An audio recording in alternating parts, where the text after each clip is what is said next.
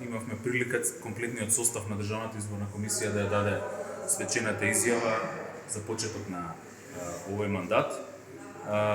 Би сакал во име на сите членови да се заблагодариме на двотретинската поддршка од сите пратеници, 83 кои што гласа за избор на овој состав на Државната изборна комисија. Тоа е една сериозна одговорност и доверба која што мора да ја оправдаме. Знаете дека во изминатиот период, последните десетина години, Државната изборна комисија била секогаш на ниво на задачата и фактот што досега немало овие последни десетина години проблеми со изборниот процес кажува дека веќе креираме една таква традиција, институционална меморија. Ние ќе продолжиме во тој дух.